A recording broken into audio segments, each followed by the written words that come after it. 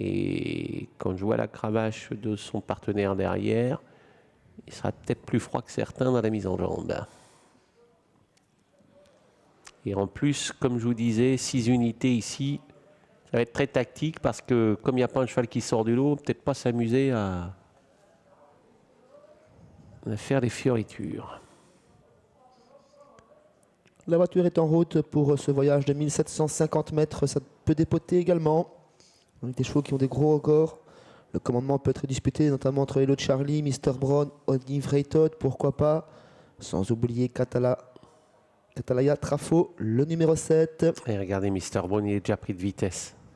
Pourtant, il aime se tracer et il est déjà pris de vitesse et son partenaire est obligé de l'accompagner un petit peu à la cravache pour qu'il ne perde pas trop de vitesse.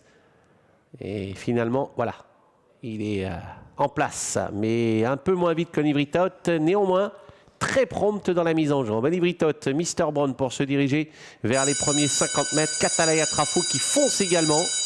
Mr. Brown qui est en 3e position, flanqué à son extérieur, numéro 3. Niki Tendorn. Le peloton est très serré dans ce premier virage sous l'impulsion de Olive Raytot. On s'est rangé dans son sillage justement avec numéro 7 Catalaya Trafo.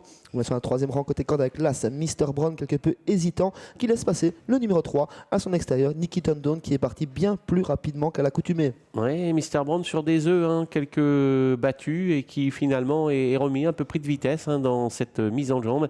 Après 400 mètres de course, c'était le scénario à prévoir. Olive Raytot qui mène tête et corde. Le 7 Catalaya Trafo dans son dos, le 3 Niki Tendorn. Derrière, il y a là, c'est Mr. Brown.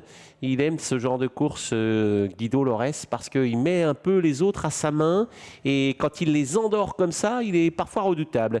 On a le numéro 1 Mr. Brown qui est 6e et derrière, eh bien, on a le numéro 5 Kentucky T. L'épreuve qui prend un tournant tactique depuis 300-400 mètres, on reprend beaucoup, on s'observe avec Olive Raytot au commandement, Niki Tendorn à son extérieur.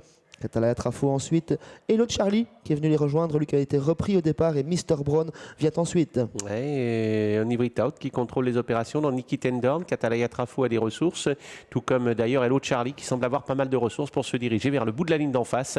Et derrière, on s'inquiète beaucoup pour Mr. Brown.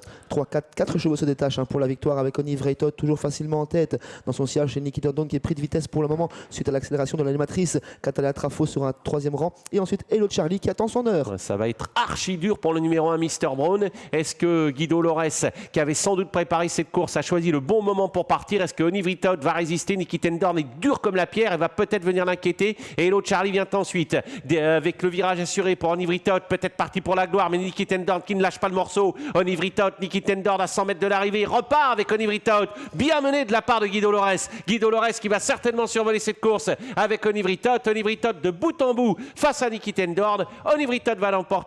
Niki Tendorn sera 2e, la 3e place pour un Mr. Brown qui laisse de gros regrets. C'était la corde et la tête qu'il fallait prendre pour s'imposer, chose qu'a réalisé parfaitement Guido Lorès, entraîneur driver de